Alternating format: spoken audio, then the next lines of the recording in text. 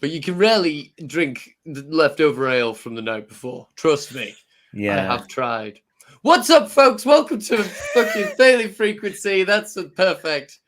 Yeah. We're slummed. We're in a slum. Yeah, man. You are tuned into the motherfucking Failing Frequency. I am Ethan. And I'm Mike. And we like to hang out and talk Trek and talk bullshit. Yeah. Apparently. And drink leftover ale. We're going to go through some of the week's Trek-related news, from robbing merchandising bastards to just a constant books. just a constant stream of like cool guy books, comic books, and nerd books, word books. And a couple of other surprises in store before we talk about this week's episode of Star Trek Lower Decks. What was it called? Reflections. It was a great episode. Yeah. But before we get onto any of that, Mike, how are you doing besides?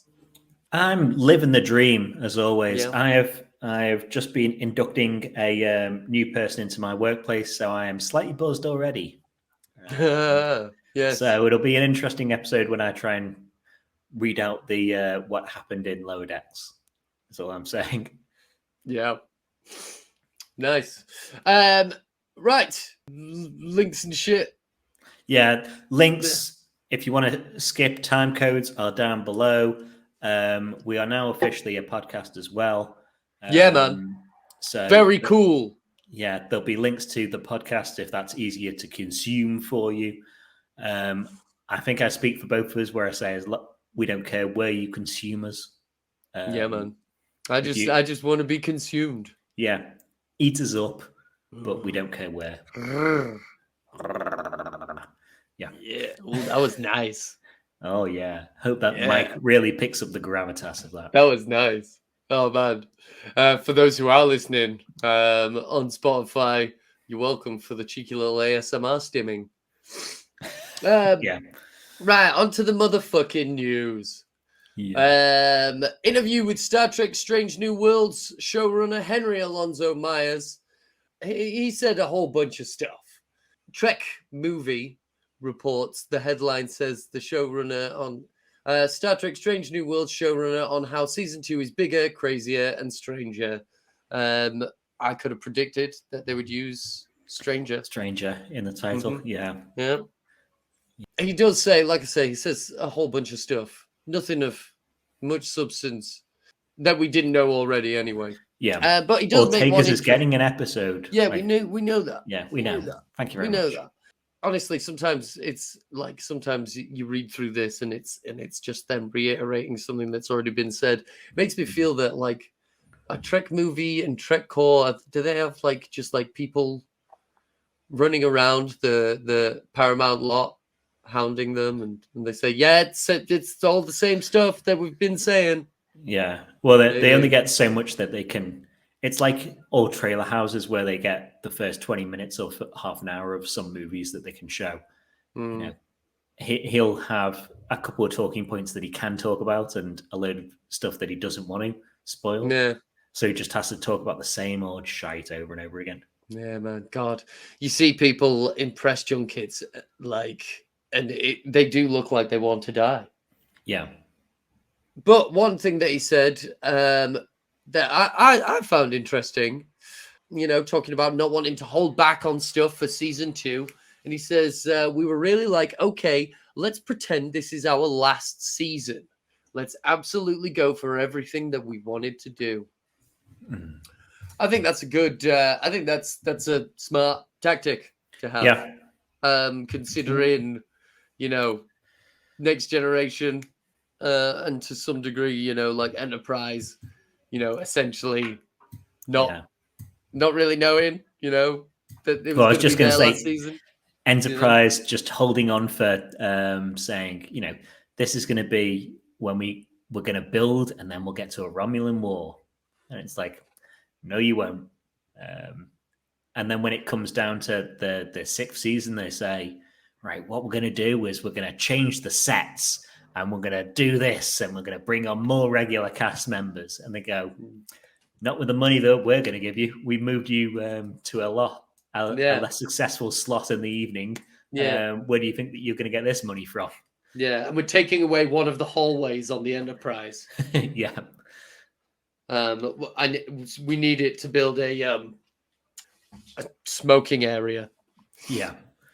Yeah, and like Next Generation, like they didn't know that it was going to be there last season when they went into production. Do you know what the last scene they filmed was? It was fucking. It was Picard and Data. At the end of the Masaka episode of Masks. Yes, really. It was the last scene that. At least it was the last scene that Stewart filmed. Okay, I thought maybe I'm mixed up because I thought Spiner was or Stewart. I can't remember which. Was annoyed that they had that episode before they had to direct an episode. So they were like doing back-to-back big episodes for them. I don't know. But I'll check that after the fact and kill me if I'm wrong. But, that is crazy if they did Masks as the last thing. Yeah, man. The last scene is that scene where like the bridge has been turned into a throne room. Really? Yeah, I suppose they only had like 2 weeks off before they started filming Generations anyway, so they kind of knew that was happening at least. But yeah, I think it's a smart tactic to be like, listen, we don't know. They can pull the fucking rug out from under us. They did, Yeah, it makes me wonder how many they're contracted for though, like all the cast. Because they used to sign people up for 4 or 5 seasons with an extension for another 3 or 4 on top of that to make the 7. So I wonder if that's still the case where they're aiming for 7, ideally, and then they'll take what they can get in there. God, could you imagine if we get a 10-season Star Trek season? That'll be the fucking full 10 seasons. Yeah. It'll be the first one that gets that far. Normally it's a 7 and a stop, isn't it, really? Well, if that. Yeah. But yeah, here's hoping, man. Good thinking, Henry Alonso Myers. Yep. So we mentioned the Nerf Star Trek Type 3 and Type 2 phaser blasters. That were announced shortly before Star Trek Day, and they were shown off during like some weird presentation during the event. The listings for that have come up, and they're $120, Mike, for plastic. I urge people to either buy different Nerf guns if you're after a Nerf gun. Yeah, if you want a Nerf gun, there are better Nerf guns to be had. Yeah. Or get someone to 3D print you a thing. You can do that for 120 quid. It'll be more screen accurate. Yeah, man. You know, Nerf modification is a fun hobby to get into. I spent a little while doing it when I was making props for a short film for uni, and maybe got a bit distracted by doing that. Started off with cosmetic modifications, ended up being performance modifications. Like, why do we need this? And like, I mean, whatever. But yeah, it's especially fun thing to because get into. On YouTube, there are people who've there are at least 2 different channels that have done modifications of existing Nerf guns into Starfleet rifles. Yeah, and they look at least as good as the official ones. They don't have the Borg parts, because who wanted the Borg parts anyway? Yeah, just do that. Yeah, that's the thing. It's got the fucking Borg parts as well. Or gross. As I say, get someone to 3D print 2 half guns, 1 mirrored, and then just glue them together yourself. It's fine. Mm-hmm. Please do. Or when it's that sort of these price. Go on sale. Don't reward this behavior. Yeah. by spending your money on this. If you have to spend a stupid amount of money on a toy, like they've already got the fucking Playmobil sets, and they're infinite. They're way more expensive. Yeah. So yeah.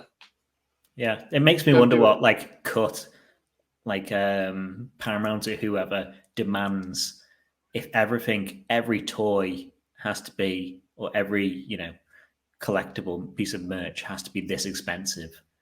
Like, what are you after, Paramount? If Nerf are promoting your stuff, that's a good thing. Take 10%. Don't take 30 or 40. Yeah. Yeah. It's almost like they they see an advantage in most of their audience. Unlike Star Wars, most of Star Trek's audience is adults. Yeah. Just look at the advert for the Playmobil Enterprise. Yeah.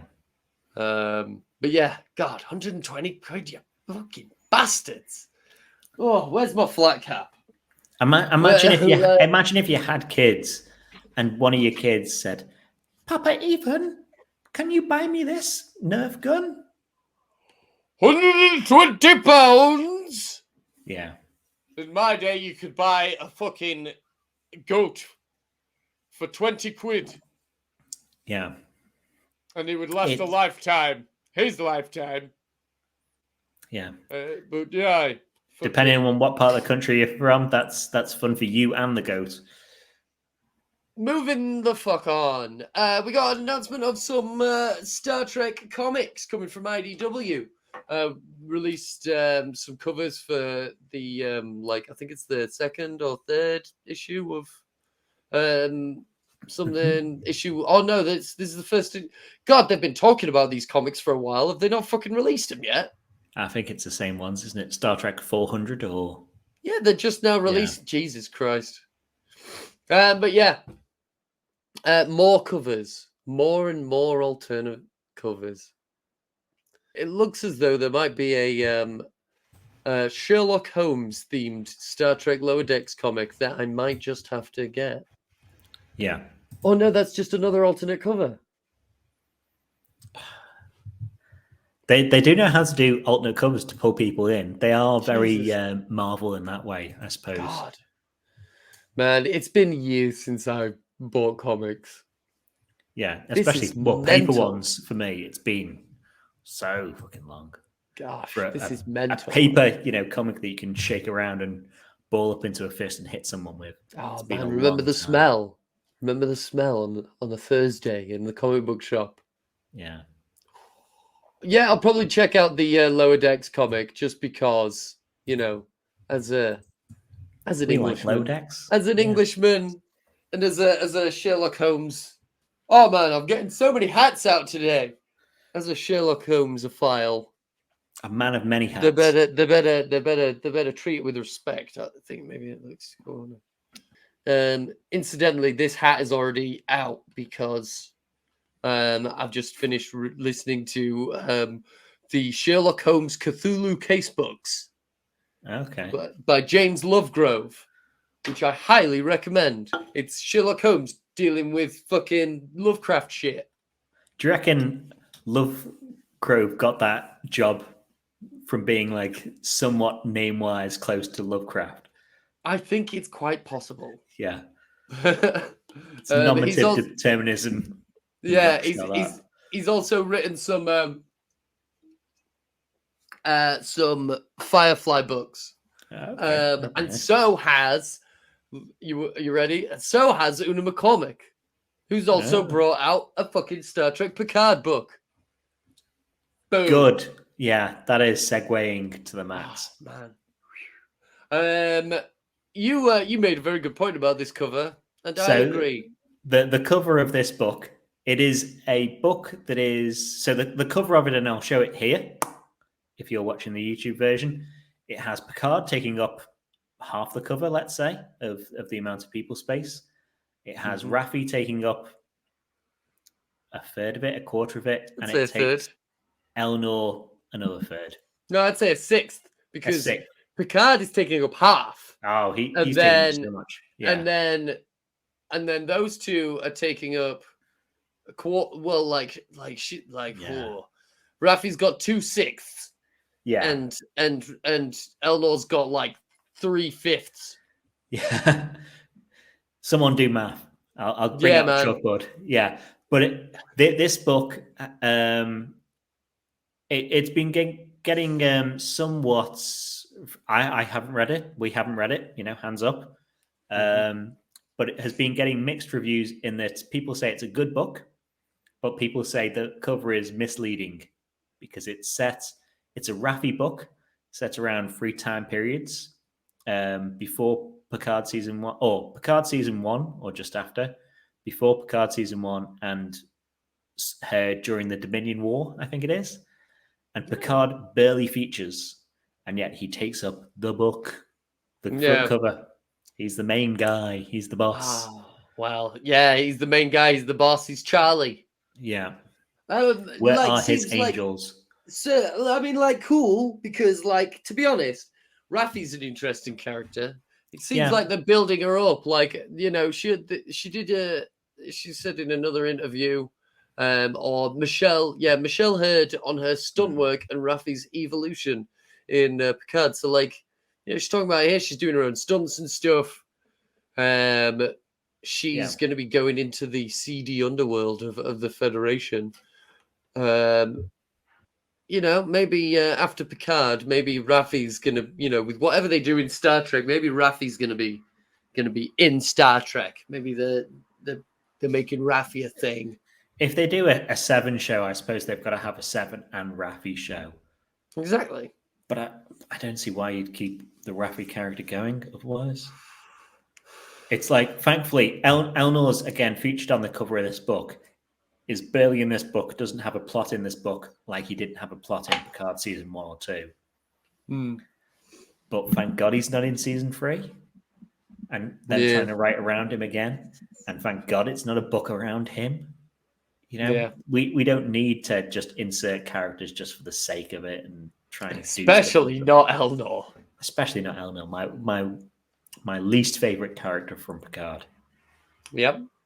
One of my least favorite characters from all of Trek. Yeah. How about doing something, Elnor? How about doing a single fucking thing that's worth it? If you're Chekhov's cat worshipper, get a fucking cat, Yeah, man. What? You don't class doing roly-polies and flips in the background as doing something? No. And okay, if you're brought on Picard season 1, I'll mention it every time we bring up Elnor. If you're brought on Picard season 1, maybe don't have 2 episodes where you're standing in the background and then find a different cause away from Picard to jump onto, because then why were you brought on at all? Yep. You fucking idiot of a character. And that's not against the character. That's not against the person who played Elnor, whatever his name is. That's against the writers.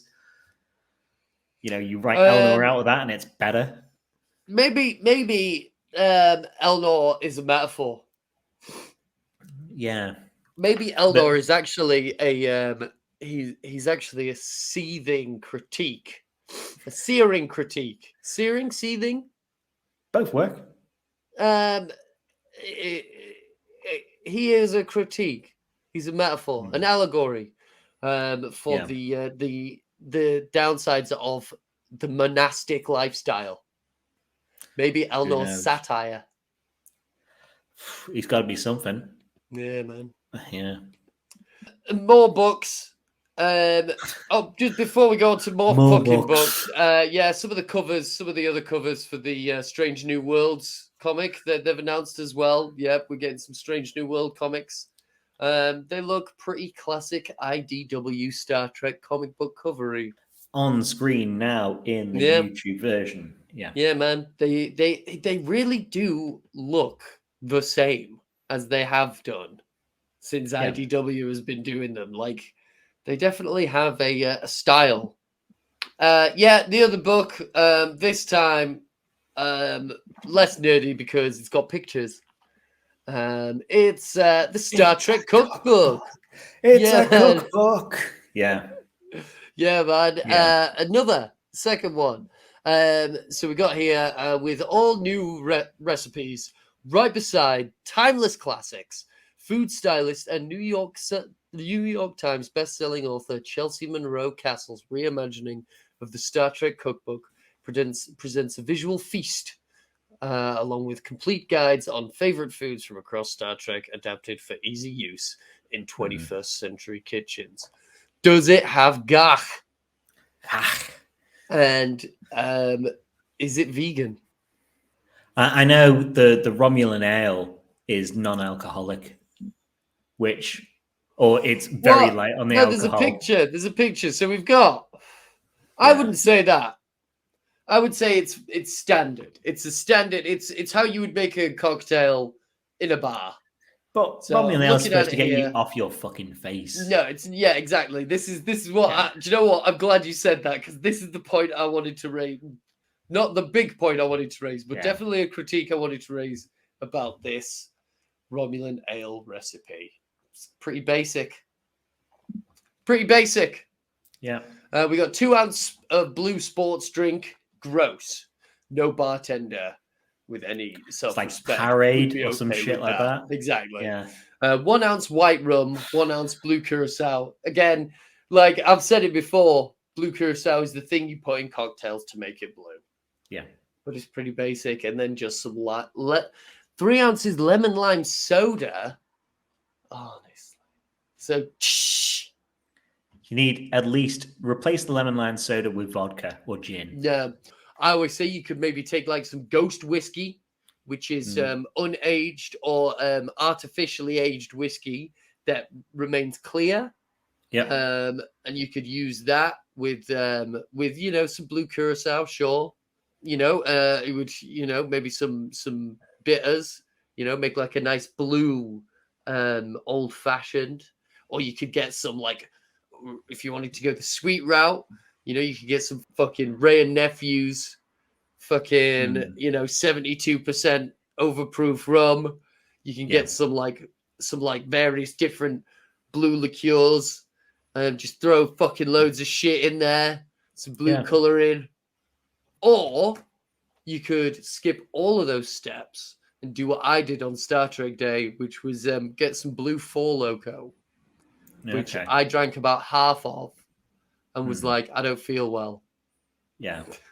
The last blue thing that was alcoholic I drank was Blue Wicked, to remind me of my school days. Blue Wicked? Blue Wicked would do as a Romulan ale. I totally forgot Blue Wicked existed. Yeah. You drink enough Blue Wicked, it's not heavy alcohol, but you drink enough Blue Wicked. It is. You can't drink it'll be a Romulan lot of Blue ale. Wicked. You can probably drink a lot of Blue Wicked. Yeah. It's no less alcoholic than the recipe in the book. So. Ignore everything I just said. Just get some Blue Wicked. You'll be right. So in that what was the thing that we both discovered separately while looking up this cookbook? So like looking at in the the blurb for that, it was saying some new recipes with classic recipes. So I'm like, what are some of these classic Trek recipes? And I'm like, I'm assuming that they meant the old Star Trek cookbook. Now, I already knew about this. Was this cookbook news to you, Mike? No, there was. I knew there was at least one official, and there's an unofficial cookbook from Trek. Yeah. But the unofficial one got me a couple of months ago with who the author was. This is Ethan Phillips in character as Neelix. Yeah, that's pretty funny. Yeah, I've got a PDF of it somewhere. Oh, interesting. So maybe you could find out what some of these classic recipes are. There's like ones for half of them, at least half of them are human recipes, but there's ones for like Tuvox, whatever, and you go like, okay, a guy who doesn't really care about the flavor of stuff, I'm going to eat what he eats. Not particularly. So that cookbook was written by Ethan Phillips in character as Neelix, and it was actually co-written with a man by the name of William J. Burns. Now, do you know who William J. motherfucking Burns is? I do not. I saw that and I was like, I know that name. I know that name. William J. Burns wrote a book called The Day After Roswell, which is a tell-all book that he co-wrote with United States Army Colonel Philip J. Corso in the couple of years leading up to Corso's death, where Corso made deathbed confessions regarding the cover-up of the UFO crash at Roswell. What a weird connection to at happen. least this current new book is written by like a chef. I don't know why a ufologist and Ethan not Phillips. an actor and a cooking conspiracy theorist. Yeah. Again, that's the unofficial just banking on money coming through. Like, what a strange thing. So obviously what's happened there is like science fiction convention, like crossover going on there, where like he's been flogging a book and he's been signing autographs and they've hung out and they've gone, oh man, I loved you in Star Trek. I love to cook myself, so I always really liked Neelix. And he's like, really? That's crazy. Ching, I ching. think the government is lying about what happened to Roswell. Yeah. And I also kind of like cooking. Yeah. I don't even know. Just think about it in its purest form. Would you say Neelix was a good cook? He's as portrayed in the show? He's a fastidious cook. He's fastidious. Certainly. He forces his cooking on people. he cracks the fuck on. And trust me, as someone who works in a kitchen, like half of the time, that's all you need. Yeah. Apparently, he serves 100, 200 people from that tiny kitchen, which is very good. That's nonsense. Yeah. If he manages to do that by only boiling roots on one stove, as we see it, then fantastic. He deserves a fucking medal. Yeah, man. But as portrayed in the show, people are like, oh, I really want replicated food, but I'll eat Neelix's fucking cooking. So it's not good. It's not portrayed as good. And you're buying like a cookbook being like, oh no, I really want this poor chef, his recipes. Yeah. What? No, I'm not into it. So one more bit of news, and this is another thing that I've held off from telling Mike. So Mike, I am sending you a link. Oh Christ. And I just want you to watch this video until you realize till completion. until you realize why I've sent you it. I'm gonna hate this. I'm clicking on the link. I'm gonna hate it almost immediately. So this is a clip from the most recent episode of the United States TV show, The Masked Singer. If you're blue and you don't know where to go to, why don't you go where fashion sits? Putting on the Ritz. Different types who wear a day coat, pants with stripes and cutaway coat, perfect fits. Putting on the Ritz. Oh no, it's Shatner, isn't it? Hey, it's fucking Shatner. Oh Christ. Bloop, bloop, bloop. That's right. It's Shatner face. Yeah,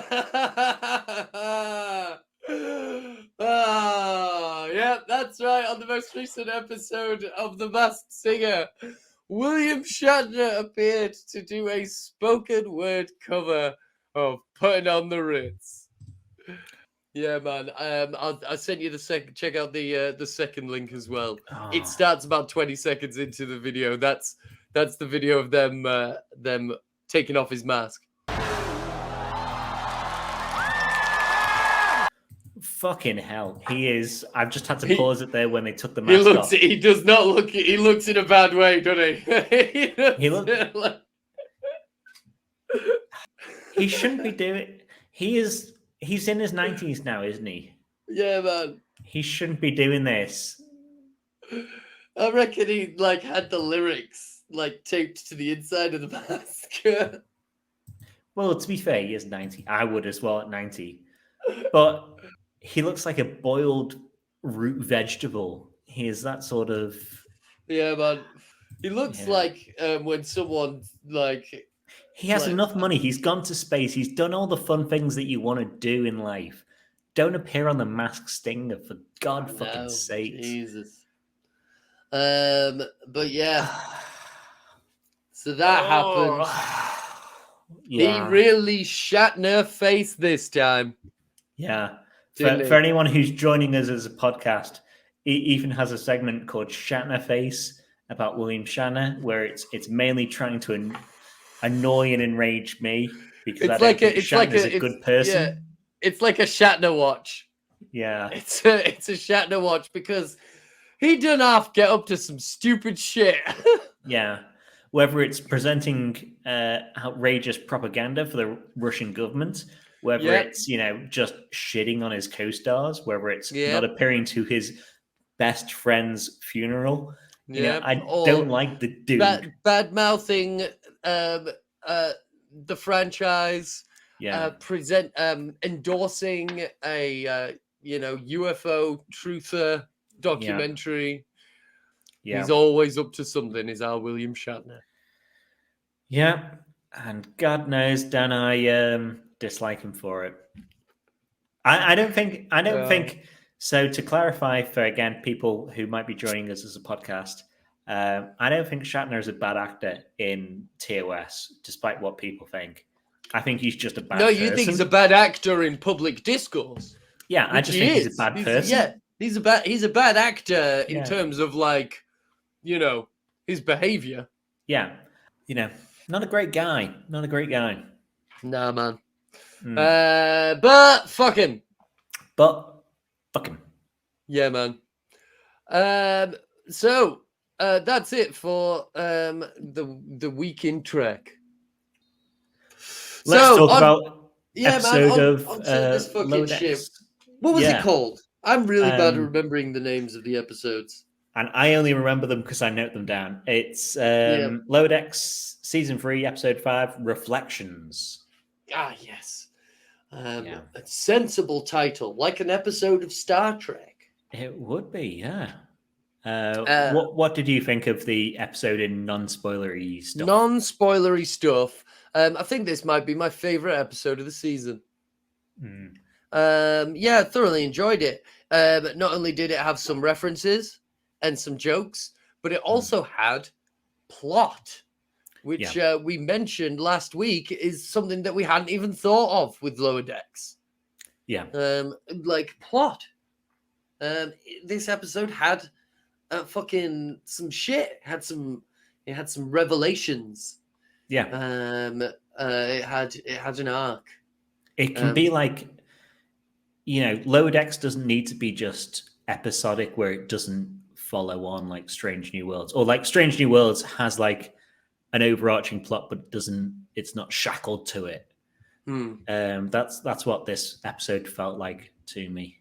Yeah. And I thought it was like the references weren't too heavy-handed with this because the main reference is in something that, spoiling spoilers. Yeah. And I didn't get a message out of it, but it was my favorite episode this season. Yeah. The only one that it might compare against is the first episode, and that's just because it was first contact porn, really. So yeah. I don't think it's too spoilery to say that like this is very much a Rutherford centric episode. Like Rutherford, has the A plot, Oh yeah. And which is nice change. The only thing I'll maybe stay in non-spoilers, and it might be verging on spoilers, so if you want to skip forward or whatever. It's another one of these episodes where Rutherford is disconnected from people other than maybe Tendi. And I don't see why they keep doing this to him as a character. I know Eugene, whatever his name is, films or records separately, and they've never met each other. But it still seems weird to me that they never go on these joint adventures together, except for one or two episodes. And maybe 18 plus out of the whole Lower Decks, 18 plus episodes of Lower Decks are 2 minutes set up with him with the rest of the crew, rest of the Lower Deckers. His episode, or he and Tendi are by themselves, or he's by himself. Then 2 minutes at the end where he's with everyone else. And I really hope they just decide to scrap that in the end because it's just annoying. The more I watch Lower Decks, the more it stands out to me, and then it's two groups of people. It is Tendi and Rutherford, or maybe Tendi will join the Mariner and Boimler, but Boimler and Mariner will have a thing. Yeah. So what's your suggestion then to rectify that? Like, have everyone dealing with a plot and then maybe a B plot if they have a B plot. Like maybe have like some of the upper deckers. I think even though it's a short episode, what TNG used to do for an A plot and a B plot is they'd dissect more in the episode. They'd come together and they'd split apart, and they'd come together again and split apart, and they'd come together as a resolution. Whereas Lower Decks, they start together, they go apart, and then they end up resolving together. Yeah, so like they're presented with a problem. You do science, you do diplomacy. Or we're on this mission, you're on this mission, and our missions did this together. And you go like, I quite want to see these guys interact. I like when these guys interact. And not to spoil, but a part of this episode, they kind of half interact, and you go like, oh yeah, this is nice. But in the context of the wider season, you go like, I mean, why? Yeah, I get what you mean, but it's because they've got to make use of the cast, and they've got to pad the episode out. And I guess, the show's it's quite fast paced for being such a short episode. They do cram a lot in. They want do to maintain that momentum. They've got to have various different things going. Especially this episode. Like I've got my episode summary ready to go, but it is 260 words or something like that. Which is do you want to? Should we go on to spoilers? Do you want to smash that bad boy out? Right. Let's see if I can do this in 260 words without stumbling over myself on my fifth pint. So Mariner and Boimler are working Federation recruitment booth, competing against other booths, such as an archaeologist who's like Vash called Petra, who is ex-Starfleet. Mariner and Boimler are getting harassed by other aliens until one of them takes Boimler's pips and throws it to the ground, which makes him go mad defending the Federation. Other aliens thinks he's that's the confidence you get from Starfleet and decide to sign up. Petra used the distraction of Boimler going mad to steal stuff, calls out Mariner, saying, maybe you want to join me rather than having bureaucracy in Starfleet. Mariner says no, but saves the contact. That's B plot. That happened. I remember. Firmly B plot. A plot. Rutherford's implants acting up, so Tendi wipes his memory cache, which brings forward a dormant personality of Rutherford before he got his implant, which we'll call Hotshot Rutherford, or I will. Hotshot Rutherford is in control of Rutherford's body with the classic trope of being able to see the real personality in windows and reflections and stuff like that. Episode name. And doing stuff that Rutherford wouldn't normally do.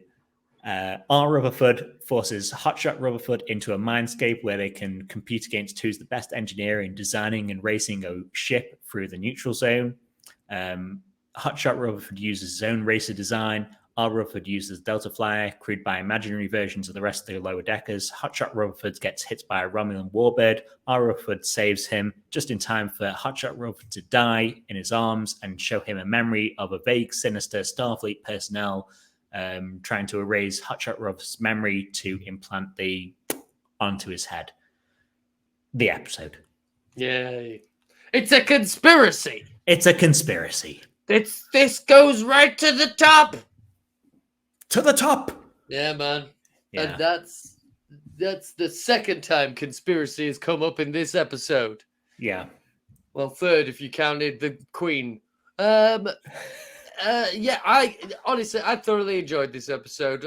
Should we do the?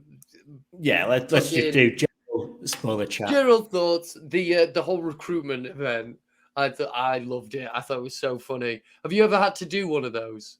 Yeah, I went to one the last week. There weren't any fights. Shame. Yeah. Is that a thing where you're not allowed to leave your booth, or is that just them being? No, that's just them being That's overly just harsh. them. Yeah, I've left the booth many a time. No. Yeah, it was fun. I Yeah. liked I liked it when the collectors came up. Yeah, I like the ring guy Yeah, from the Most Toys. Is it the yeah, TNG man. episode? I Yeah, loved it when he cracks a joke and he's like, "Now that was collectible." yeah, I like that. yeah. The conspiracy truthers. It comes up again. This is the other time that it comes up. Yeah. Wanting to know the truth about conspiracy. The episode. Yeah, they call them like butt bugs, don't they? Yeah, the butt bugs, and yeah. like pretty sure that's not what happened, but yeah, okay, that's what happened. Yeah. Well, again, if it's so like much of a conspiracy that Bun was like, no, that didn't happen, and Marin's like, it did. Yeah. Whether they enter through the butt or the mouth is up for debate. Only a small amount of people have seen it happen and survived. Yeah, man. I wonder if Riker put a fake one up his butt just to stay in just to be in character when he pretended to be taken. I think we know Riker would put anything up his butt. Yeah, man. On the odd chance. Yeah. Yeah. Listen, I've got to stay in character. It's really not necessary. Yeah, it's really not necessary. Will, listen. This is for the captain's life. I'll take these beads out and put this bug straight up there. Yeah. I thought it was like interesting how they're like, oh, do you have to join Starfleet Academy to become to serve on a ship? And it's like, no, you can join and be an NCO and go through whatever. You can go to the Mars colony and go through that academy. It's like, you can operate a transporter. Yeah, you can operate a transporter. That's O'Brien in a nutshell, though. Is like he's an NCO who was in a windowless transporter room, as we know by all those comics. He probably just didn't. He's not got his key skills. Yeah, he hasn't done key skills. He's not level got his 3 in IT or whatever. He's not got his level 3 maths and English. So he enlisted instead. Gutted. Yeah. I don't know why Starfleet particularly has to recruit though. Like in my mind, like Starfleet has too few ships for the people that want to like see the universe. And plus they have the academy and like generally speaking, like I think the whole point of like the reason why most of the people in Starfleet are officers is because like, you know, they live in a utopia where like everyone gets, you know, top, you know, Ivy League education across the board. And so like everyone can undergo officer training because everyone, you know, has that kind of privilege. Well, that, or if you're stuck on Earth and you hear about this galaxy of wonders to see, and you get there's a job listing for, do you want to serve as a chef on the Star Trek Enterprise? You'd be like, why not? You know, I'll be a chef. You want to serve as a chef on the Star Trek Enterprise? That's just a holodeck program. No, there are some people who there are some people Star Trek Enterprise. Oh, okay, yeah. On the series. On the Star Trek Enterprise is a holodeck program. God damn it! God damn that Riker. What are you like? But like that was the people on like the people in undiscovered country who are like serving out the meals and stuff like that. They're not officers. They've just joined because the Enterprise is the way to see the universe. You know, I doubt that one of the chefs is a lieutenant commander. Yeah, lieutenant commander, whatever her name was, the cookbook chef. Yeah. So I didn't particularly, get that or whatever why they need a recruitment booth, but to me it was just the B story was just a way to have something for Mariner and Boimler to do, really. Yeah, it was where they fit all the references. Yeah. Well, that and something to illustrate again what Bold Boimler is. So someone Bold stripping Boimler, off his man. hip and him going like mental. Boimler's freak out. That was Yeah. thoroughly enjoyable, man. Again, I've said it before, man. Oh, whenever I see someone having a full-on freak out, I'm just like, I'm always so jealous. Yeah. Just like, the freedom and adrenaline that you get when you really fucking snap, and it's just like, yeah, I'm crazy now, and it's man, I bet he felt great after. Yeah. It's been a long time since I snapped. I should snap more often. Oh God, I would love to snap. Yeah. But like, I thought, that's clearly a B plot because it just takes them away. And if anything, I would have preferred less time on the B and more on the A. But I guess it was, the B plot was doing double duties because it's obviously setting up some plot for later episodes with the not Vash character. Yeah. The Vasher, like the lookalike of Vash. Yes. British Vash. Yeah. I reckon that's the end of this season, that Mariner leaves to join Petra, not Vash. Just doing other shit. What if they find an artifact that sends them back in time?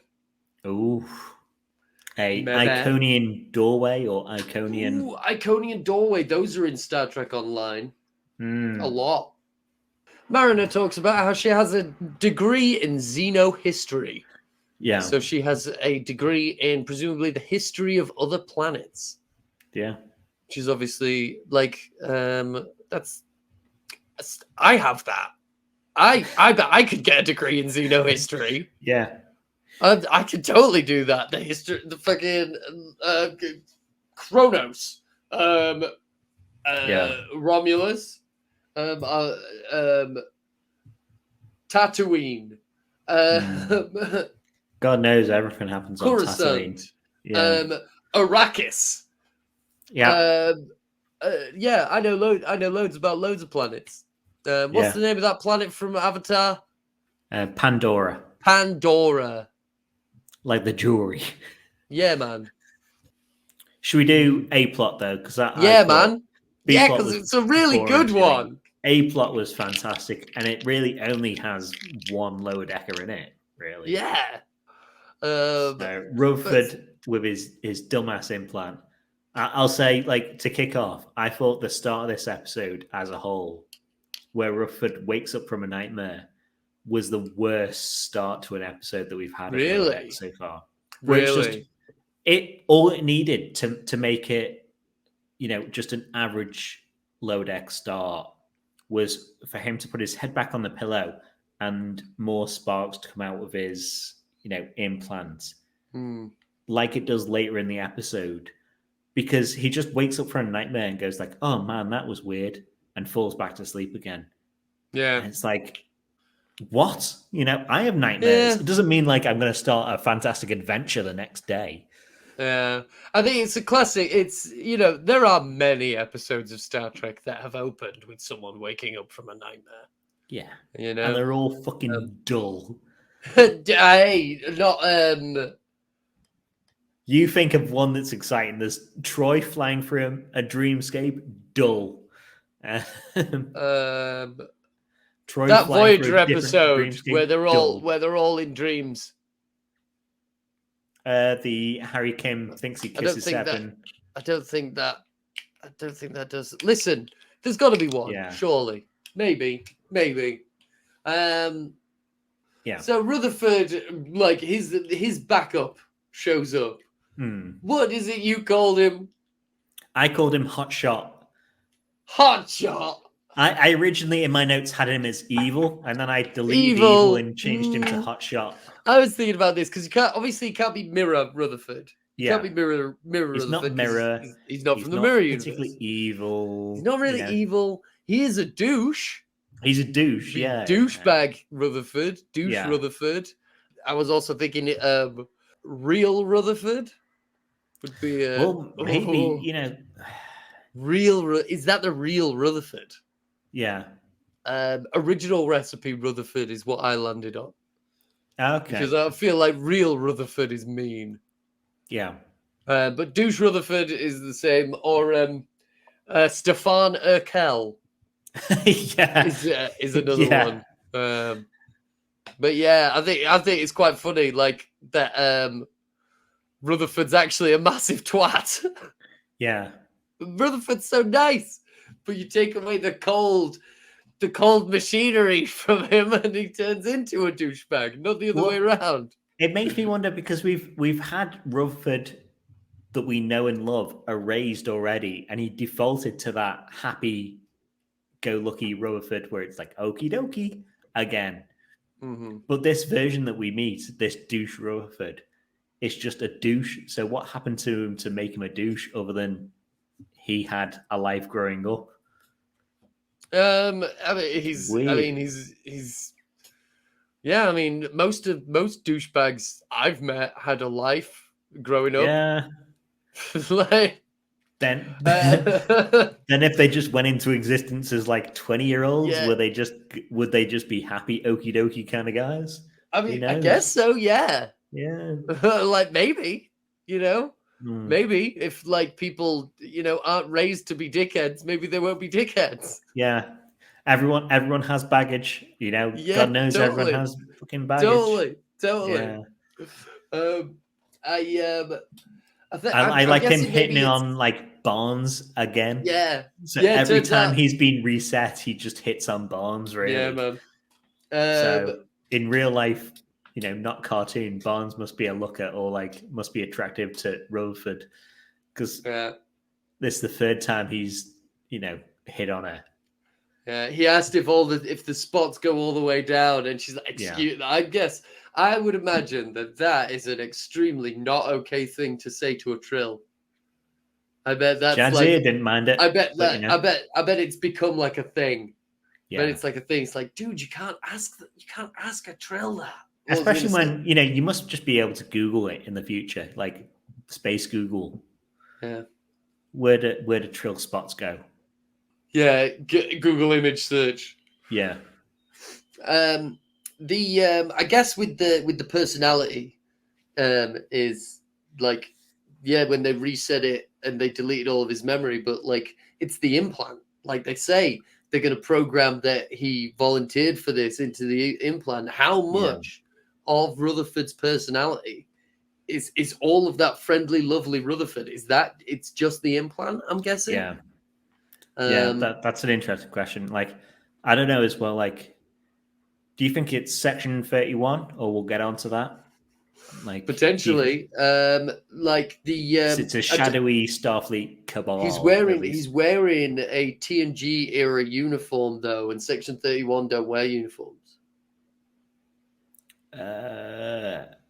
Did Sloan in one episode where O'Brien? Yeah, when he was she went to a conference. Yeah, when he wore in the first episode we see Sloan, he wore a Starfleet uniform when he was posing as like a member of like internal affairs type thing. Yeah. And then he's wearing like this black like lab coat get up. They do have uniforms because like the Section 31 guy in Discovery had it as well, and some of the other guys in DS9 had the same like lab coat, like black coat. It's like double-breasted jobber. Yeah. But like again, I'm not 100% sure if it's Section 31 because other than Rutherford making engines, why would you choose him? Like young Rutherford, hotshot Rutherford? He was willing to go beyond the rules. I don't know. Maybe it's all to do with conspiracy. Hang on. We know that Lower Decks mines the fandom for plot lines. And what is a meme to do with conspiracy that we've seen a billion times? Riker and Picard. Hey, remember when those fucking butt slugs took over a bunch of admirals? We told people about that, right? Like, it is a loose thread that people have made jokes about for ages. And Lower Decks is maybe just the right kind of show to pick up those loose threads in a fun yet canon way. So maybe it's to do with that. What did you think? I thought it was a good visual clue with it, like his implant turning red. Yeah. Classic. Yeah.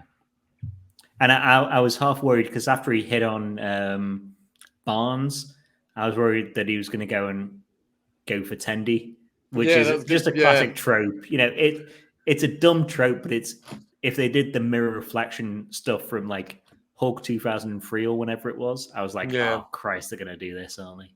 Yeah, man. But like, I think if they did that, like, that would have just been just a hair too creepy as well. Yeah. Like having Rutherford, you know, banging on the window, watching, you know, douche Rutherford hitting on Tendy. It's just kind of gross.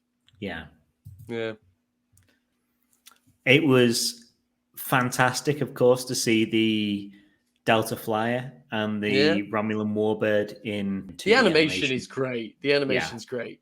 You know, like we were saying before, I think last week, like because it's 2D animation, like with the live action stuff, I often find that the ship CGI, because it's being made to look photorealistic, it suffers greatly. Yeah. But with the animation, because it's like cheaper anyway, and because it's not trying to look realistic, it just looks better. Like the ships on Lower Decks, I feel look better than the ships in Strange New Worlds and Picard. Yeah, they really do. Just because of the medium. That I find as well that they don't shy away from the ships being visible, so they don't do dark grey ships on a black space background. You know, they're willing to have color in the background and they're willing to have color in the ship. And that works so much better, because if you just have, I don't like the new Strange New Worlds Enterprises as dark a gray as it is. You know, if it was the TOS Enterprise is very light gray, and it shows up very well against a black background of space. Yes. The Strange New Worlds one does not. The Discovery does not look great against the background of space. I just want a ship that looks good against a background of space. Models. Just bring back models. Yeah. Do models. They look so good. They look so good. The trouble is, you need a ship that you know will be around for a good couple of years, and the only one of that we know is Strange New Worlds. And Picard is a 3-season max and gone, and they barely show the ship. Last season, it was crashed on Earth. In season 1, it was barely around. Season 3, who knows if they're going to be on that because they're on the Titan. Discovery, they changed it after 3 seasons. Whether it will make another 3 seasons after that, who knows? You know, they just need a ship that stays around for a while. Yeah. And Strange New Worlds is pretty much the only one. Yeah, the Enterprise definitely isn't going anywhere, at least for a while. Yeah, other than it's going to hit a wall and get shortened at some point. Yeah, and then it's going to get blown up and crash onto the Genesis planet. Yeah. Well, like I only learned. How about this for like some stupid weird knowledge that the Strange New Worlds Enterprise is about 100 meters longer than the TOS Enterprise. Whatever. Yeah, like it matters or whatever. But so it's a weird one to factor in there, which only goes into my loop of this is why they don't show the hangar deck, the shuttle bay, because it's bigger. Because it's too big. It's too big. It's too damn big. Yeah.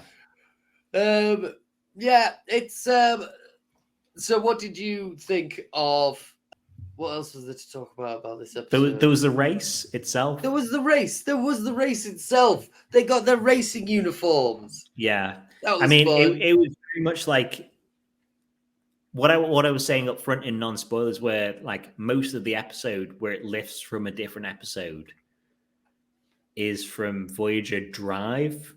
Yeah, which is a season 4 or season 5, maybe. That's the race episode with the Delta Flyer. Yeah. Where they managed to put NOS on the Delta Flyer.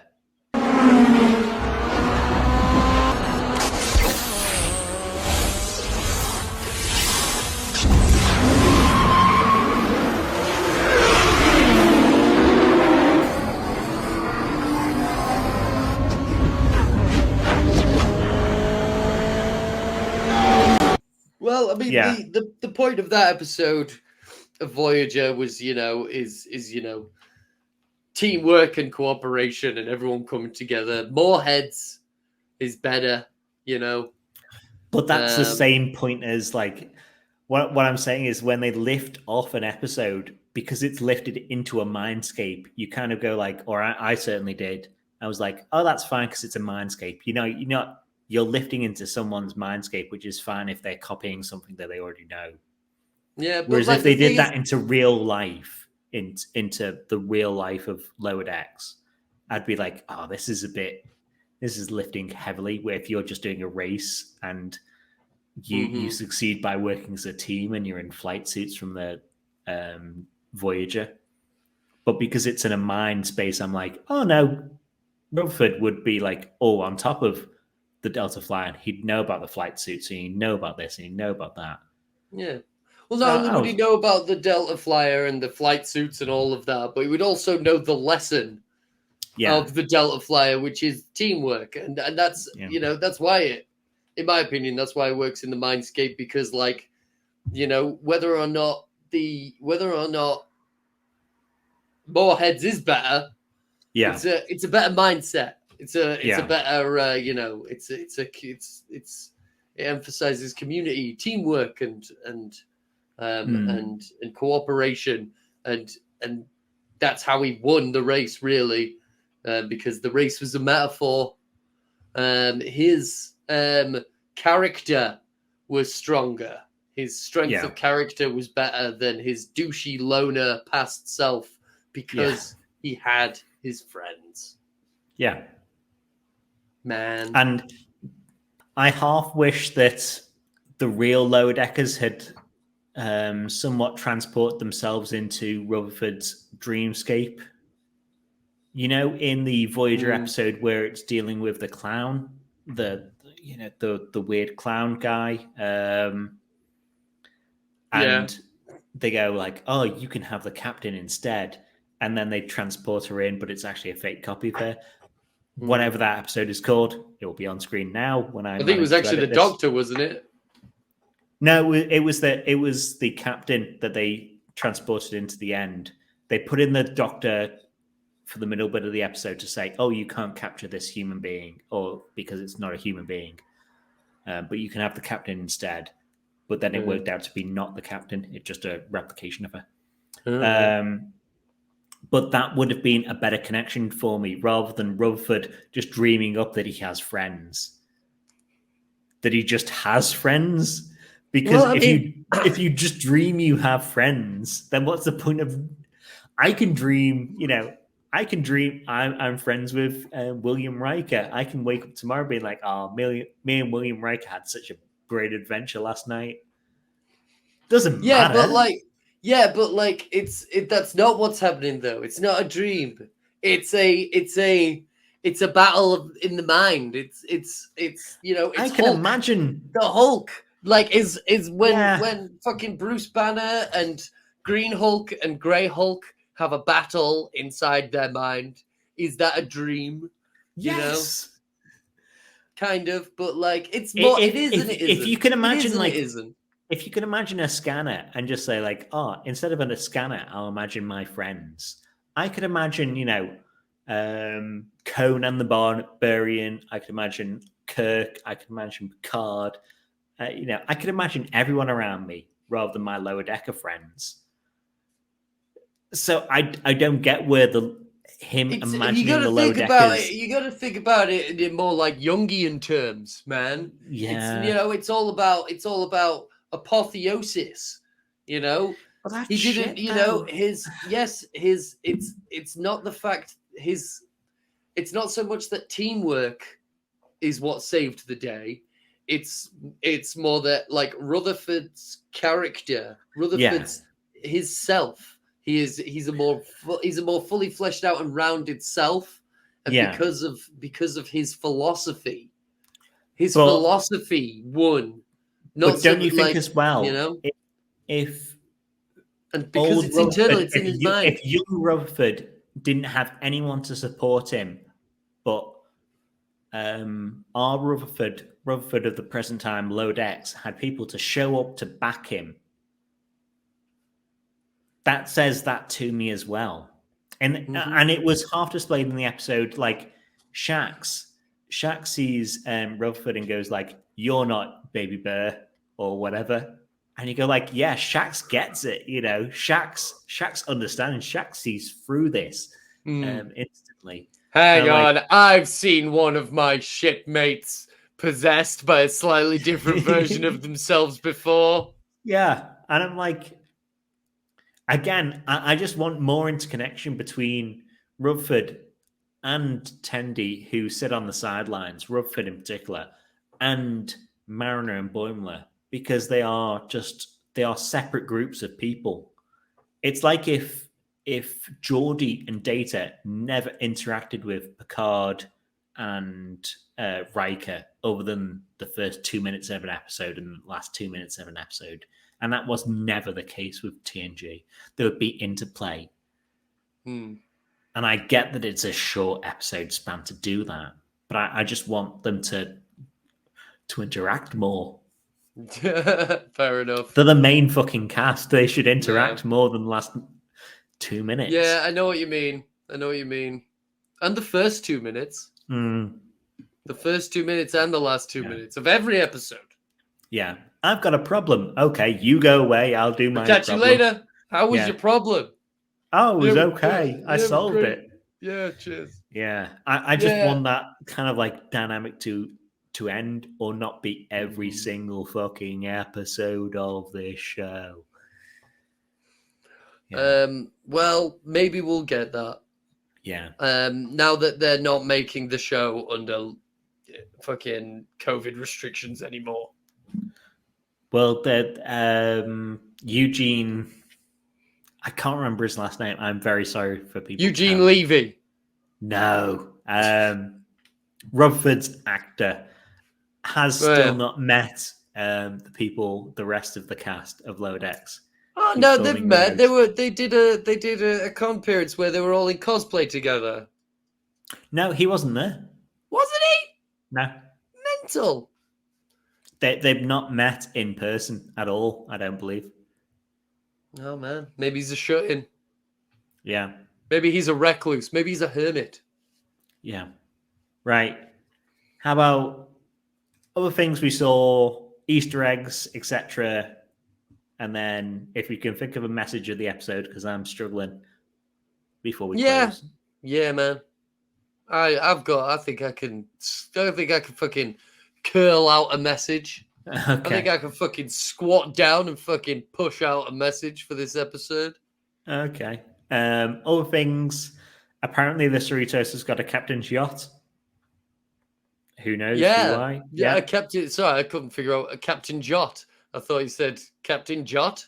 Captain Jot? Yeah, Captain Jot. He cares not a jot. He cares not a jot. Yeah, man. This is the first time that we've actually seen a captain's yacht, like almost getting used. We see the captain's yacht on the bottom, on the underside of Voyager every time we look at it because it's supposed to pop out. No, that wasn't a captain's yacht. That was an aero shuttle on Voyager. The captain's yacht we see in...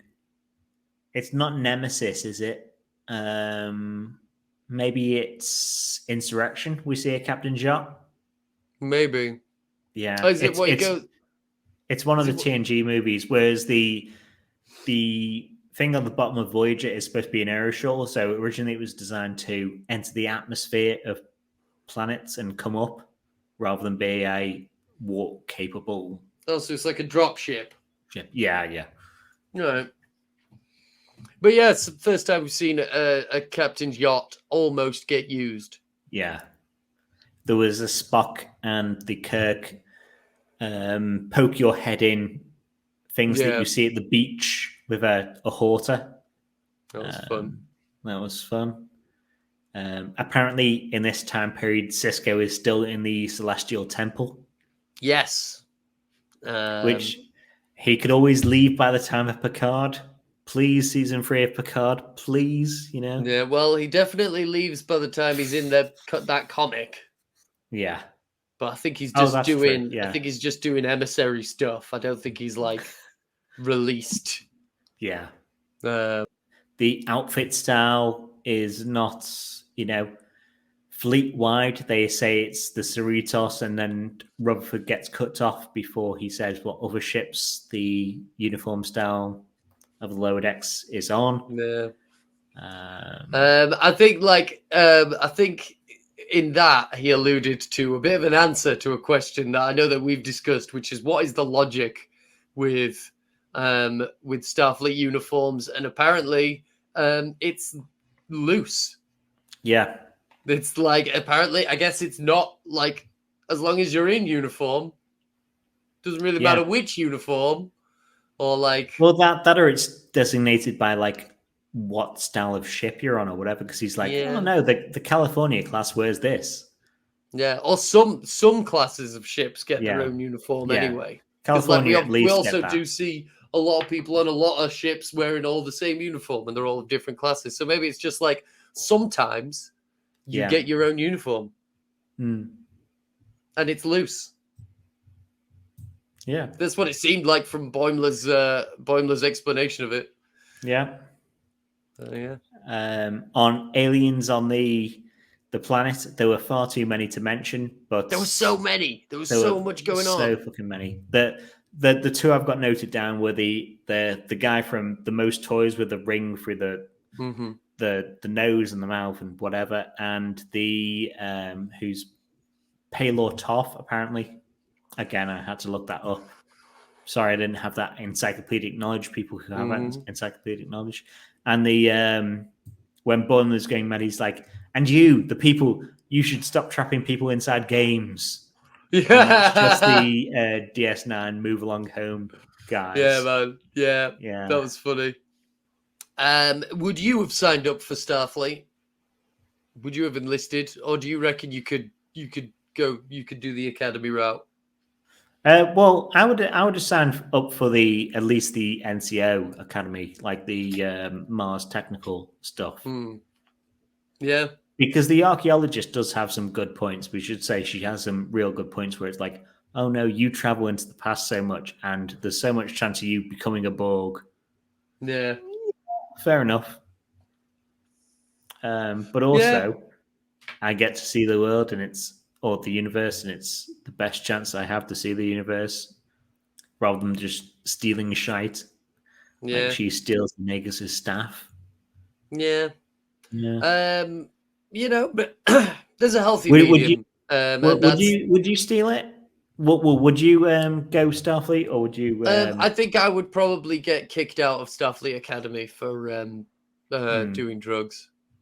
Yeah, probably.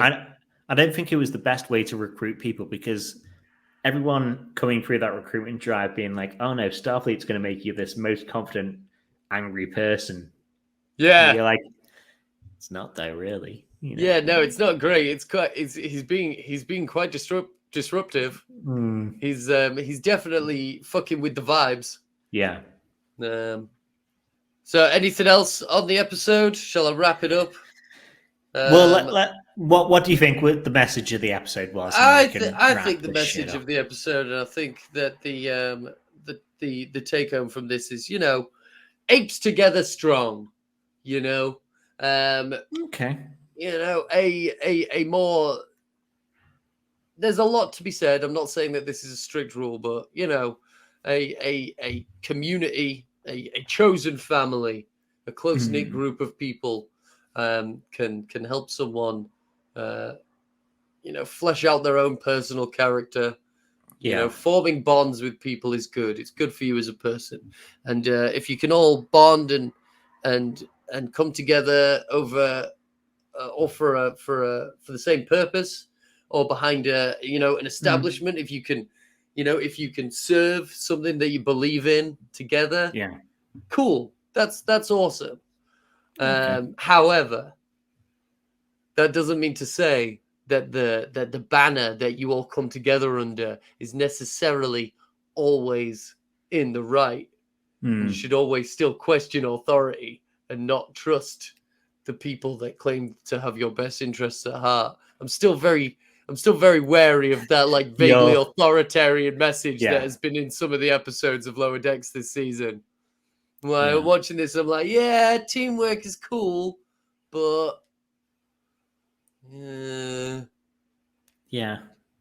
So I got a slightly different message, and at the end of what I wrote down, the message was I put a question mark. So I'm gonna do all this in this stance. So for people who can't see, I'm doing a like question stance. So my message of the episode was, there's not just one way to do things? Question. So like, Hotshot Rutherford wasn't evil, so I changed him from being evil Rutherford to Hotshot Rutherford because he just wanted to build stuff, and he got kind of like frustrated through the academy not letting him build or touch an engine until he'd passed through the academy. And then Boimler raging actually gets people to sign up. So them going off scope kind of benefits them as people? Question? I was like real half and half on it. I didn't get a real strong message from it. So I was like, yeah, fair enough. Fair enough. You know, maybe Trek doesn't always have to have a message. It doesn't. Yeah, I do think that, like, you know, I mentioned Jung before, but Jung, you know, the Jungian analysis at the end, it comes with the apotheosis. You know, the combining of the shadow self and the you know, and the real self or whatever. But we don't do that at the end of this episode, which I'm okay with, because in modern discourse, Jungian theory has been pretty heavily linked to fucking Jordan Peterson and shit. Yeah. So, you know, they could be like, and then they combine, and it's, there's the denouement, just like in Jungian theory. Oh no, wait, Carl Jung, Jordan Peterson.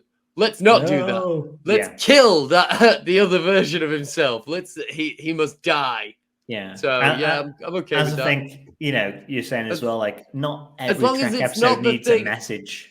Yeah, not every Trek episode needs a message, but I'm just glad that this week's episode wasn't the kind of message that Jordan Peterson would have put forward. So, yeah. Yeah, with his apes together strong. Voice. Definitely. Then do we have anything to link at the end of this week's episode of Failing Frequency?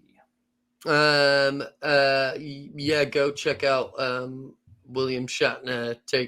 Don't watch his performance, but definitely look at the bit where they take his mask off, because it's pretty funny. That man looks in distress. Yeah, he looks like, you know, the worst form of alcoholics with just 100% red face. Honestly, he looks like this fucking picture I once saw off Rotten.com with this guy who'd been in a motorcycle crash. He looked like what he looked like when they pulled his helmet off. Yeah. A helmet by itself, no doubt. Helmet with a head by its, you know. Oh no, the head was still attached to the body, but it was that's better than a couple. It didn't look great. It did not look great.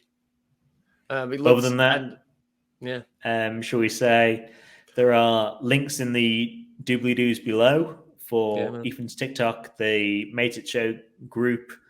If you're on YouTube, there's links to the podcast if that's easier for you. If you're on the podcast, there's links for the YouTube if that's easier for you and you want to see pretty pictures while we talk.